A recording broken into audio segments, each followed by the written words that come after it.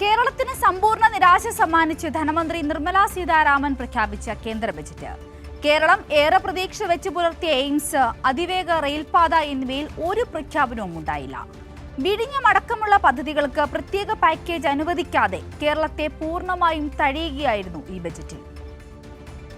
കേരളത്തിനും മലയാളികൾക്കും നിരാശയുടെ ഞായർ സമ്മാനിച്ചാണ് 1 മണിക്കൂർ 26 മിനിറ്റ് നീണ്ടുനിന്ന ധനമന്ത്രി നിർമ്മല സീതാരാമന്റെ കേന്ദ്ര ബഡ്ജറ്റ് പ്രഖ്യാപനം. ഇലക്ഷൻ പ്രമാണിച്ചുള്ള പൊടിക്കൈ പ്രഖ്യാപനം പോലും കേരളത്തിനായി ഉണ്ടായില്ല.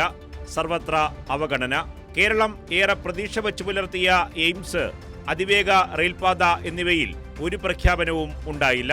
കർണാടകയിലും തമിഴ്നാട്ടിലുമടക്കം 7 അതിവേഗ റെയിലുകൾ പ്രഖ്യാപിച്ചെങ്കിലും കേരളത്തെ പൂർണ്ണമായി തഴഞ്ഞു.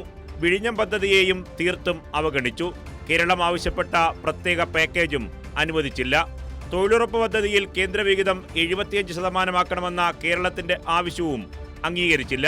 ഇത് കേരളത്തിന് വലിയ തിരിച്ചടിയായി മാറും. കൂടാതെ സംസ്ഥാനങ്ങൾക്ക് 50% ഗ്രാന്റ് അനുവദിക്കണമെന്ന കേരളത്തിന്റെ ആവശ്യവും തള്ളി. 41% ഗ്രാന്റാണ് നിലവിൽ പ്രഖ്യാപിച്ചിരിക്കുന്നത്. വളം, ഭക്ഷ്യ, ആരോഗ്യ സബ്സിഡികൾ വർദ്ധിപ്പിച്ചിട്ടില്ല എന്ന് മാത്രമല്ല, ചിലത് കുറയ്ക്കുക കൂടി ചെയ്തു. കാർഷിക ഉൽപ്പന്നങ്ങൾക്ക് ന്യായവില ഉറപ്പാക്കാനോ കേരളത്തെ തകർക്കുന്ന ഇറക്കുമതി ചുരുക്കാനോ കേന്ദ്രം തയ്യാറായില്ല. ഇത് കേരളത്തിന്റെ കാർഷിക മേഖലയെ സാരമായി ബാധിക്കും.